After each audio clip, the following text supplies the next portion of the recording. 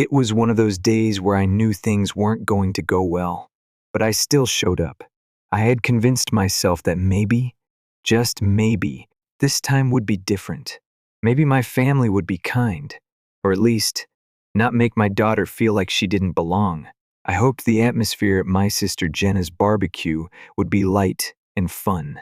After all, it was supposed to be a family gathering, a chance to reconnect, to share a meal and some laughs. But deep down, I could feel the tension, that all too familiar knot forming in my stomach. As we drove up, I took one last glance at my daughter, Ara, sitting beside me in the car. She looked adorable, in her simple yellow sundress, the one she had worked so hard to buy by babysitting the neighbor's twins. It wasn't an expensive dress, but to her, it was a little piece of something she had earned. She loved it because it was soft, modest, and exactly her style. I had told her over and over how beautiful she looked, but I could tell by the way she fidgeted with the hem that she was still nervous. She was trying so hard to hold it together, but I could see the worry in her eyes. "Just be yourself, sweetie," I told her, reaching over to squeeze her hand. "You're perfect the way you are." Ara gave me a small, uncertain smile.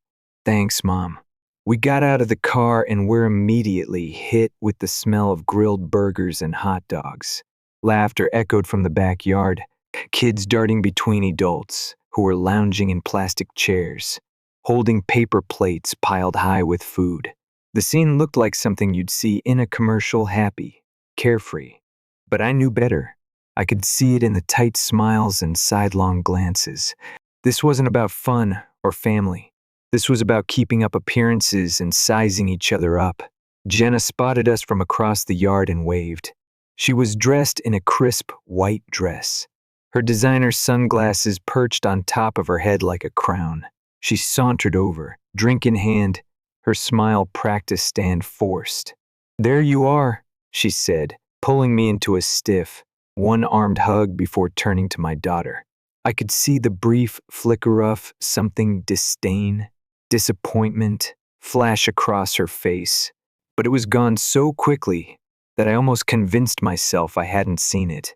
"Wow, you're getting so big," Jenna said. The words meant to sound complimentary, but the edge in her voice sliced through the facade. "Hey, could you do me a huge favor and pass out some drinks? The kids are being lazy." Before Era could answer, Jenna had already thrust a tray of soda cans into her hands and walked off, calling over her shoulder, "Be a dear, okay?" Ara stood there for a moment, the tray wobbling in her hands, unsure of what to do. She looked up at me, her eyes searching for reassurance. I forced a tight smile and nodded.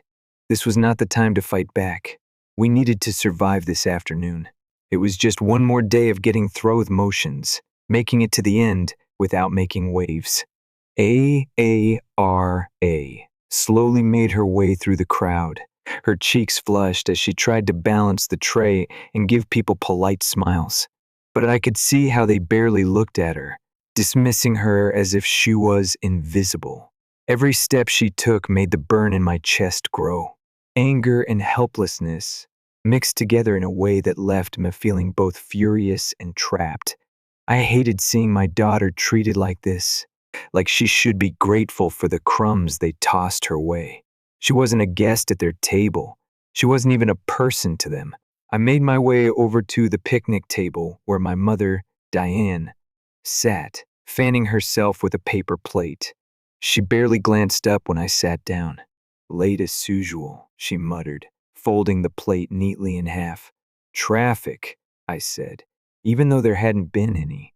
My Uncle Rick sat beside her, his sunglasses hiding whatever judgment his eyes might have held. He nodded at me, but said nothing. Typical. I kept my eyes on Era, willing her to come back so she wouldn't have to endure this for too much longer. Just as she was handing a soda to one of my cousins, I heard Jenna's voice cut through the noise again, louder this time, drawing the attention of several people. "Ara, did you knit that dress yourself, sweetheart?" Jenna's laugh was sharp, dripping with mockery, and I saw the way a few others snickered. Era's shoulders stiffened. She didn't say anything, though. She just kept her head down and moved on to the next person, trying to hide her discomfort. I stood up, halfway out of me's seat, ready to go to her. But before I could make a move, my mother's hand was on my arm. "She needs to toughen up a little," she muttered, like that was supposed to make it better. I jerked my arm away and made my way through the crowd toward my daughter. When I got close, I saw the tightness in Era's mouth, the way her eyes blinked too fast. She was fighting not to cry. My heart broke for her. I should have grabbed her then and there, taken her out of that place. But before I could do anything, the sound of a growling engine cut through the chatter. Heads turned toward the driveway as a sleek black SUV pulled up. It was so out of place here, amongst old minivans and battered trucks, that I couldn't help but stare. The vehicle came to a smooth stop, and the driver's door swung open. Out stepped a woman none of us recognized. She was tall and elegant, dressed sharply without looking like she was trying too hard. She looked around third, her gaze steady, and then, without hesitation, she started walking straight toward Era. I stood frozen for a second. The woman hadn't spoken a word yet, but everything about her was magnetic.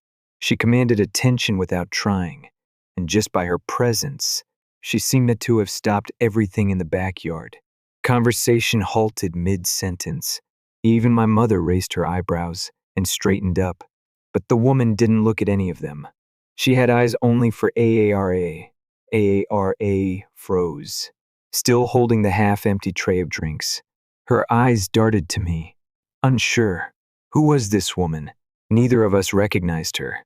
But then, just before she reached AARA, Jenna stepped forward, fake sweetness in her voice.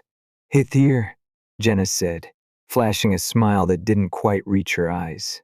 "Can I help you with something?" The woman barely looked at Jenna, offering a faint, polite smile before stepping around her like she wasn't even there. Jenna's smile faltered for just a moment, and I saw her turn and follow, clearly trying to figure out what was going on. The woman stopped in front of AARA, crouched slightly, and looked her right in the eyes. I could feel my muscles tense. I had no idea who this woman was, but I could tell this was a moment one that was about to change everything. "Princess," the woman said gently, "are you ready for your surprise?" AARA blinked. Her mouth opened, but no sound came out. She looked at me, utterly lost.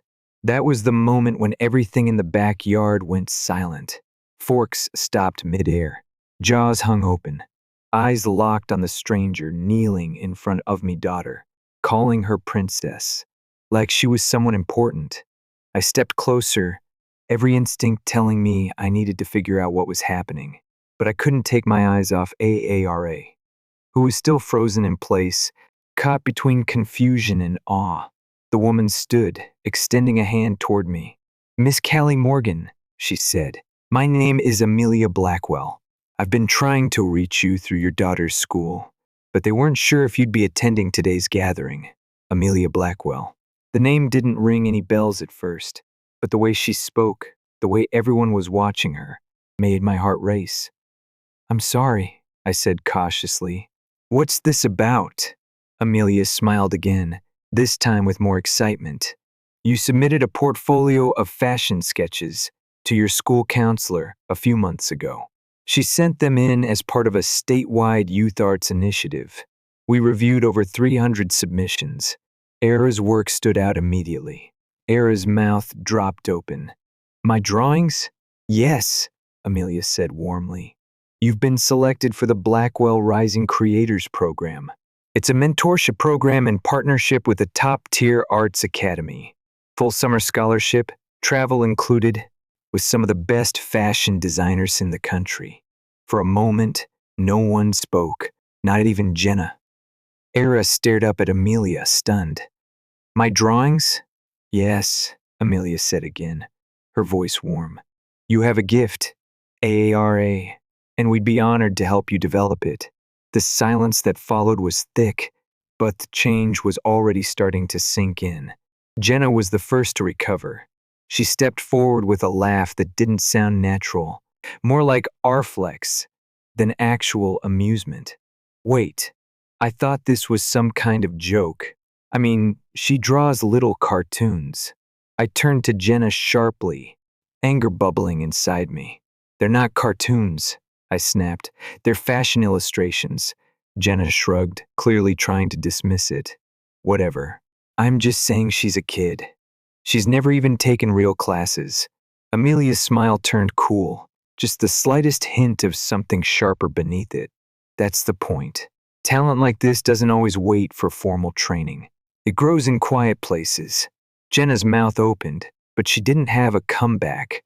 Her practiced air of superiority crumbled, just a little, but enough for everyone to see. My mother, still sitting at the picnic table, had been silent up until now. She folded her arms across her chest, eyes narrowed, watching us with that familiar judgment. Uncle Rick, as usual, muttered something under his breath. Didn't see that coming. I was focused on AARA, though. She was still frozen, staring up at Amelia with wide eyes. I could see her face flush, but it wasn't from embarrassment this time. No, this was different. This was the kind of flush that came with recognition, maybe even hope. I stepped behind her, putting a hand on her shoulder. You did this, I whispered. You earned it. Amelia reached into her bag and pulled out a crisp white envelope.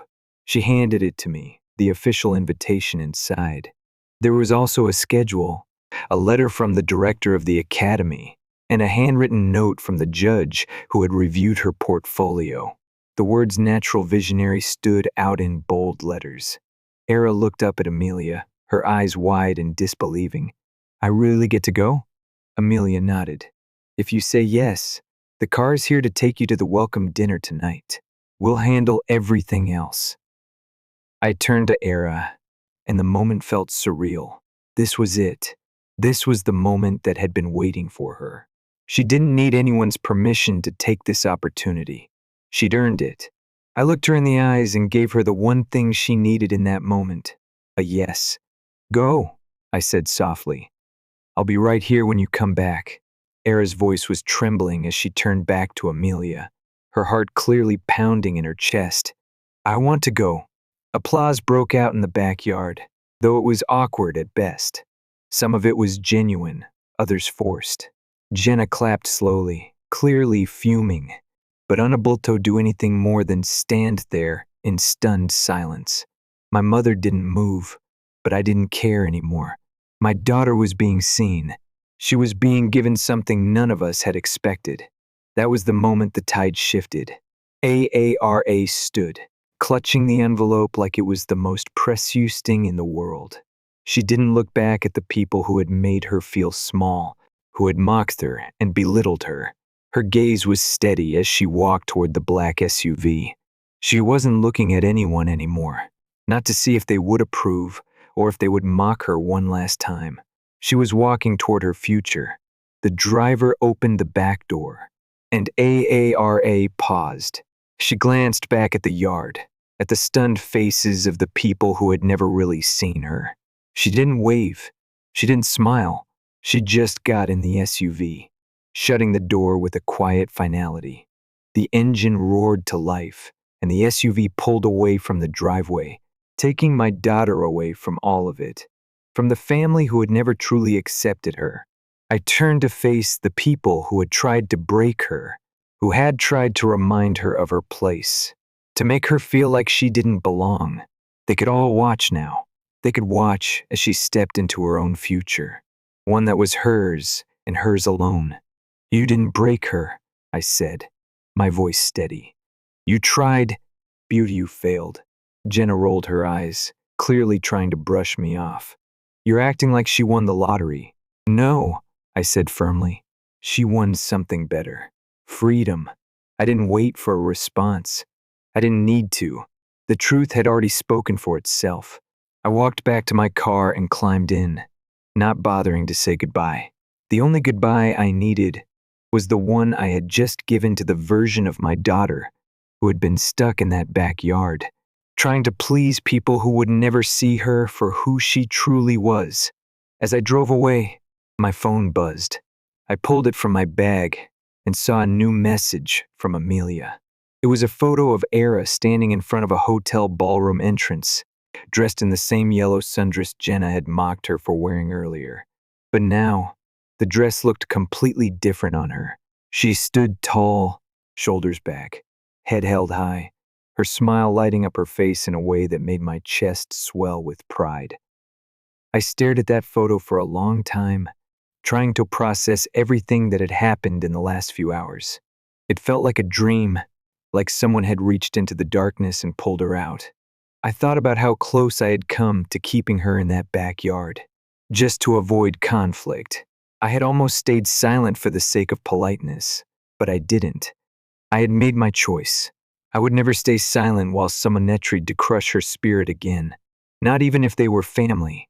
Later that night, after I got home and shut the front door behind me, the house felt quieter than usual. Not empty, just different. For the first time in a long time, it wasn't weighed down by the constant tension. There was no need to brace myself for the next cutting remark, or carry the guilt that always came after seeing my family. The silence was peaceful. I sat in the couch, phone in hand, waiting to hear from Aara. Part of me still couldn't believe it. She had left that backyard like someone stepping out of a cage. I had watched her drive off towards something real, something that belonged to her, and no one else. When my phone lit up, I answered before the first ring ended. "Hi, Mom," she said, her voice soft but different, more certain. "You okay?" I asked. "Yeah," she said, her voice filled with joy I hadn't heard in a long time. "More than okay. We had dinner with the other students. They're from all over. One girl's from New York, another from Oregon. We each got a journal with our names on it. And guess what? They said I get to pick my mentor tomorrow. Like a real designer." I smiled. "You sound like you've been waiting for this your whole life." She hesitated. "I think I have." We talked for a few more minutes before she had to go meet the program director. I told her I was proud of her and that I loved her. She said it back, and we hung up. I just sat there holding the phone, trying to absorb everything that had happened. I didn't know then how much would change in the days ahead, but I was already starting to realize something. This was only the beginning. By the next morning, the family drama had already started. Jenna, in her usual style, was already spinning a new version of the story. I saw her post a photo from the barbecue on Facebook, with a caption about family first and supporting young talent. There was no mention of the cruel comments she had made, or the way she had tried to embarrass Era. She made it seem like she'd always been proud of her niece.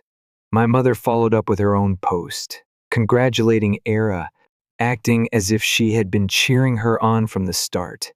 Some of the cousins chimed in, expressing surprise, asking why they hadn't heard about Era's designs before. I didn't respond to any of it. The truth had already spoken for itself. Aara stayed in the program for 6 weeks. Every day she sent me photos of her sketches, mood boards, swatches of fabric pinned to corkboards. She even sent selfies with her mentors, one of them a woman who had designed gowns for celebrities. In one picture, Era stood beside her mentor, smiling with the same bright, innocent smile she had worn when she was younger, drawing dresses in her notebook. But there was something else in that smile. It was different. It was fierce, filled with a fire I hadn't seen in her before. Confidence, ownership. Near the end of the program, there was a showcase. Each student presented a piece they had designed from start to finish. I drove to the city where the showcase was being held, sitting in the front row with my hands clasped tightly in my lap, my heart beating in my chest. The lights dimmed, the music started to play, and then she walked out. She wasn't modeling the dress, but the model was wearing something unmistakably hers. The soft lines, the layered textures, the careful detailing that reflected her quiet strength, it was all there. The audience applauded. The judges nodded. One woman even wiped a tear from her eye. Afterward, I found Era backstage, shaking from nerves and joy. She threw her arms around me. "I can't believe I did that. she whispered into my shoulder. You didn't just do it, I said, holding her tightly. You soared. Later that night, as we drove home, Aara turned to me and asked, do you think they'll ever understand? I knew exactly who she was talking about, Jenna, my mother, all people who had belittled her. I thought about it for a moment before answering. Maybe, I said softly, or maybe it doesn't matter anymore. She nodded, staring out the window as the city lights blurred past. I don't think I need them to. Not really. And in that moment, I knew something had shifted inside her. Something bigger than just a scholarship. Something more profound. She had stepped out of the shadow of people who couldn't see her and hadn't looked back. She was finally seeing herself, and she didn't need anyone else's validation to do that. It's been 3 months since that barbecue. 3 months since my daughter stood up in front of a crowd and showed them who she really was. 3 months since I made a choice I should have made years ago. We don't talk to most of my family anymore. Jana hasn't called. My mother sent a short message, asking if we could move past the drama, but there was no apology. She never asked how Aara was doing or how she was adjusting. She just wanted things to go back to the way they were: quiet, controlled, comfortable for them. But I'm not interested in making them comfortable anymore. Era is thriving. Her room is covered in sketches, color palettes, and fabric samples. She's applied for an advanced arts program at her school and was accepted without hesitation. Her counselor told me that Aara now walks with her head up. She speaks in class. She volunteers to lead projects. She's not the same girl who hesitated to raise her hand, the girl who used to shrink into herself when people talked over her. She's growing into someone who knows her worth, and it's because she finally saw it reflected back at her by people who celebrated her instead of diminish her. Last week, we sat on the floor of her bedroom, going through the scrapbook she made from her summer program. Tucked between photos and ticket stubs was a small note from Amelia Blackwell, written in neat script. Stay bold, stay kind, and never wait for permission to shine. Era read it again, then looked up at me. I used to think I didn't belong anywhere, she said quietly, but now I think maybe I was just in the wrong rooms. I couldn't respond right away. My chest tightened with a kind of pride that made it hard to speak. I reached out and touched her hand. You were never the problem, I said, my voice thick with emotion. They just refused to see who you really were. For so long, I blamed myself for not protecting her sooner. I thought I had to keep the peace, that I had to make her feel like she still had a family, even if it wasn't the kind of family she deserved. But what I've learned is that showing up doesn't always mean you're accepted, and being related doesn't mean someone loves you the way you deserve to be beloved. What matters is who stands beside you when it counts, who lifts you up, who celebrates your joy without making you feel like you owe them something in return. Sometimes, the most radical act of love you can give your child is walking away from the people who make them feel unworthy. That day at the barbecue, they tried to remind Era of her place. They made her serve plates and take orders because they still saw her as small. They saw me as the single mother who should be grateful just to be included. But Era didn't need their table. She built her own. And when that black SUV pulled up, and a stranger saw her value before her own family did, everything shifted. She walked away from that backyard, with her chin held high and her future in her hands. And every single person who tried to make her feel less had to sit there and watch. She didn't yell. She didn't argue. She didn't beg them to treat her better. She just left. That's what strength looks like. Sometimes, justice doesn't come in the form of a dramatic confrontation. Sometimes, it's quiet. Sometimes, it's a girl in a yellow sundress stepping into a car with someone who believes in her. Sometimes, it's the moment a mother decides her child's joy matters more than anyone's opinion. We haven't looked back, and we're not going to. My daughter was never just someone they let come along. She was never an afterthought. She was never less. They tried to make her feel small, but she left that day as a queen.